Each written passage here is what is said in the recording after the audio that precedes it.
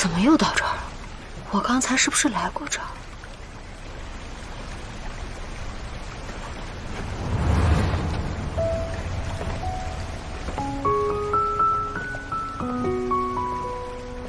师兄，师兄，请问林院的杂货房怎么走啊？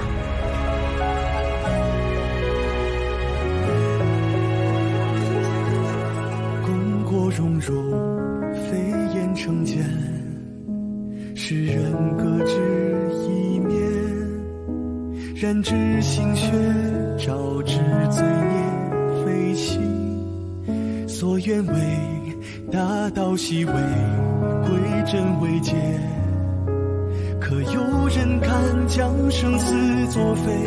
旦夕之间，行销魂飞，星火就此了约。师兄也是来参加品丹大会的吗？我是苏太医的朋友。原来是苏神医的朋友，那我该称您前辈。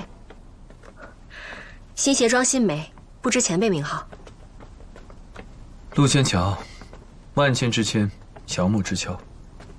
原来是陆前辈。啊，这儿我就认得了，前辈就不用送我了。多谢前辈，那我先告辞了。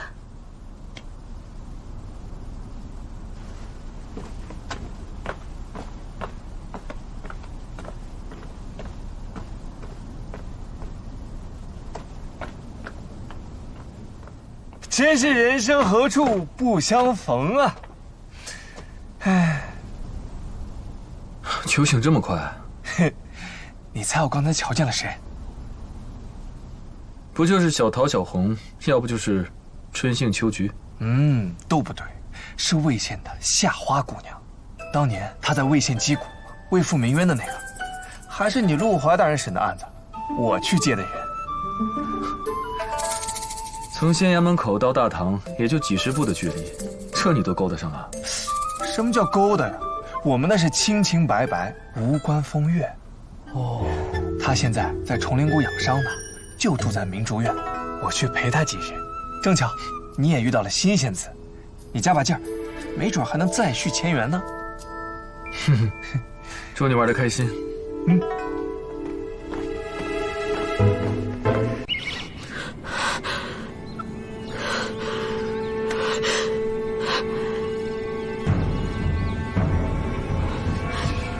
怎么会出这么多汗？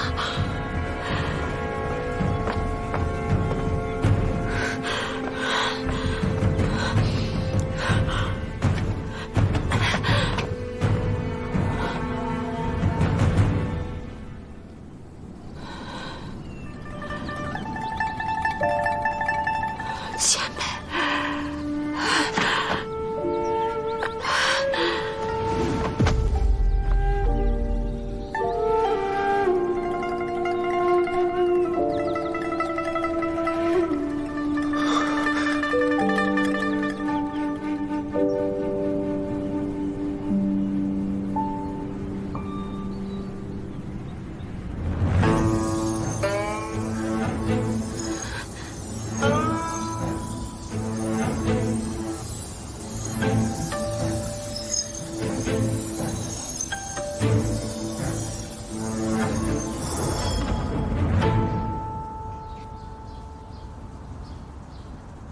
师傅，你慢点儿！等等我，师傅！哎呀，哎呀，师傅鞋！师傅，你的鞋呀！哎，师傅，鞋！师傅，听说你抱回来一个病人在哪儿了？我给瞧瞧。你这医术都是我教的，你看什么？嘿去，那我更得看看了。我看看这个病人怎么深得我们崇灵谷祖师爷的亲自医治啊！师傅，鞋！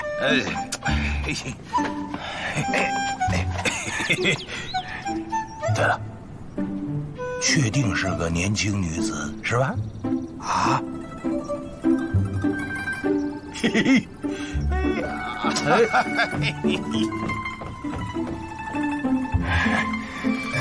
师祖请。哎呀，哎呦，这姑娘瞧着就合眼缘。哼哼，多大岁数了她？啊，和你差不多。修行者。哎呦，瞧这小家碧玉的啊！我以为你喜欢明艳妩媚呢。嘿嘿嘿，你还看不看了？嘿，看。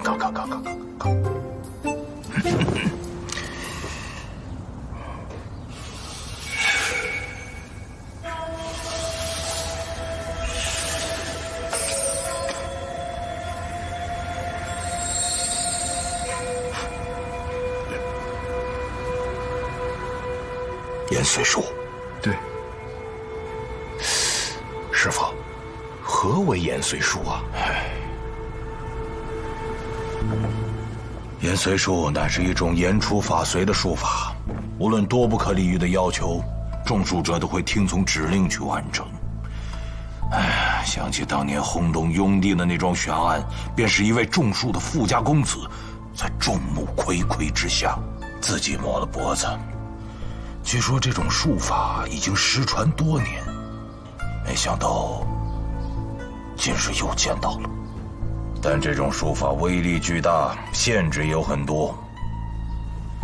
一是施术者的修为位阶要远远高于中术者；二是要在毫无防备的情况下才艺生效。要想破除此法，唯有杀了施术者。但他现在还是筑基期，放眼整个崇灵谷，修为高于他的大有人在。如果这术法不是在谷里种的，而是在来时路上种的，那就难找了。那他现在到底是什么症状啊？体内水分大量渗出，我试着给他喂水，反而加剧了症状。哎呀，如此看来，在找到施术者之前，还是得给他喂水。鱼溪术，还是你教我的。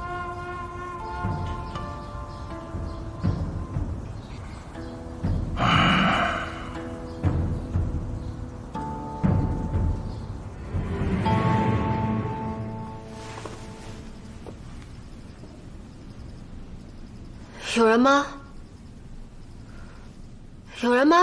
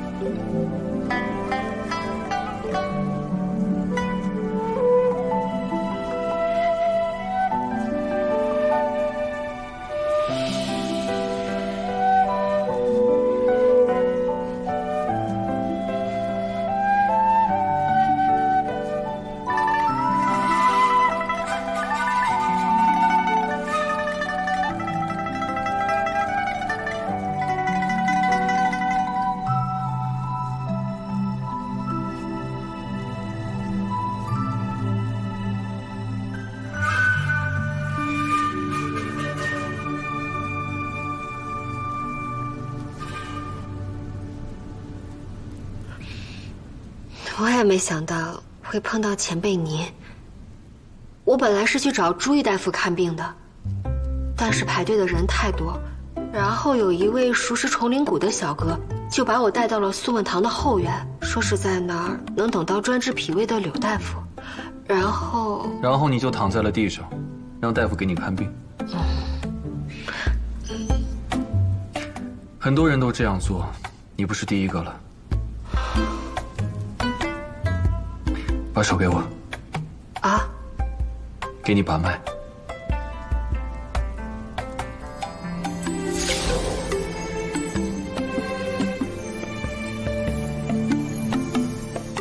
前辈也懂医术？懂一些。